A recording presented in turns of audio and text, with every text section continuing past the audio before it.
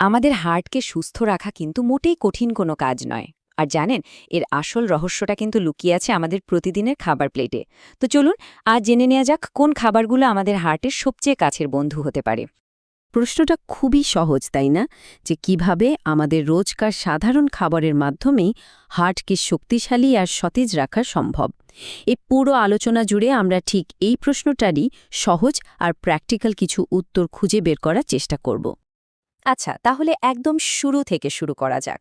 প্রথমেই আমরা সেই সব চমৎকার খাবারগুলো নিয়ে কথা বলবো যেগুলো আমাদের ডায়েটে যোগ করলে হার্টের জন্য একটা মজবুত ভিত্তি তৈরি হয়ে যায়। তালিকার একদম শুরুতেই আছে স্যামন, টুনা বা সার্ডিনের মতো কিছু সামুদ্রিক মাছ। এখন কথা হলো, কেন এগুলো এত গুরুত্বপূর্ণ? কারণ এগুলোতে আছে প্রচুর পরিমাণে ওমেগা-3 ফ্যাটি অ্যাসিডস।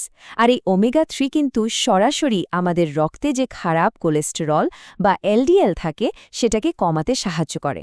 ফলাফল, হার্ট অ্যাটাকের ঝুঁকি অনেকটাই কমে আসে। আমরা বারবার বলছি খারাপ কোলেস্টেরল, কিন্তু এই এলডিএল জিনিসটা আসলে কি? একদম সহজ করে বললে এটা হলো এক ধরনের আঠালো চর্বি যা আমাদের রক্তনালীর ভেতরের দেওয়ালে জমতে শুরু করে। আর এই চর্বি জমতে জমতেই একসময় ব্লকেজ তৈরি হয়, যা থেকে হৃদরোগের ঝুঁকি মারাত্মকভাবে বেড়ে যায়। মাছের কথা তো হলো, এবার চলুন দেখি গাছপালা থেকে আমরা কি দারুণ শক্তি পেতে পারি। পালং শাক, ব্রকলির মতো ঘন সবুজ শাকসবজি আমাদের রক্তনালীগুলোকে পরিষ্কার রাখতে দারুণ সাহায্য করে।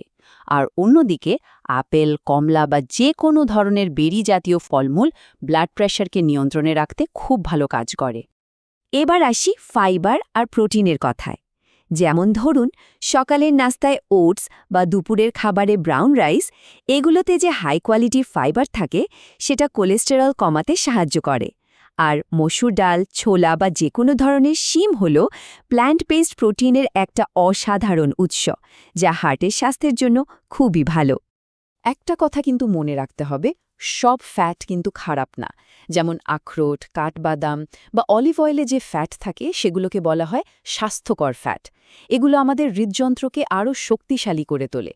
এর সাথে যদি কম চর্বিযুক্ত দুধ বা দই থাকে তাহলে তো সোনায় সোহাগা, কারণ সেখান থেকে প্রয়োজনীয় ক্যালসিয়াম আর প্রোটিনও পাওয়া যায় কোনো বাড়তি ফ্যাটের চিন্তা ছাড়াই।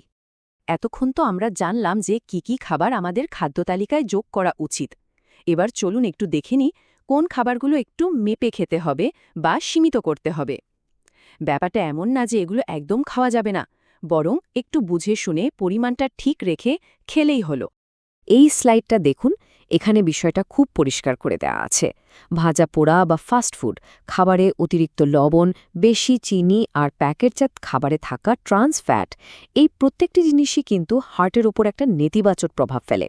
যেমন অতিরিক্ত লবণ সরাসরি ব্লাড প্রেশার বাড়িয়ে দেয়, আর ট্রান্স ফ্যাট আমাদের রক্তে সেই খারাপ কোলেস্টেরলের মাত্রা বাড়াতে সাহায্য করে। শুধু ভালো খাবার খেলেই কিন্তু কাজটা অর্ধেক হয়। বাকি অর্ধেক পূরণ করতে হবে আমাদের জীবনযাত্রার কিছু ছোট ছোট পরিবর্তনের মাধ্যমে।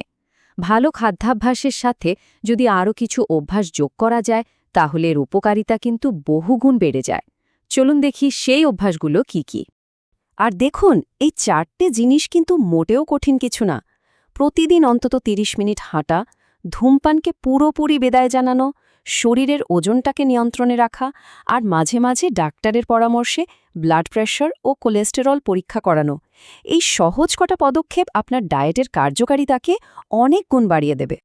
পুরো আলোচনার মূল কথাটা হলো, আপনাকে একদিনেই সব কিছু পাল্টে ফেলতে হবে না, তার কোনো দরকারও নেই।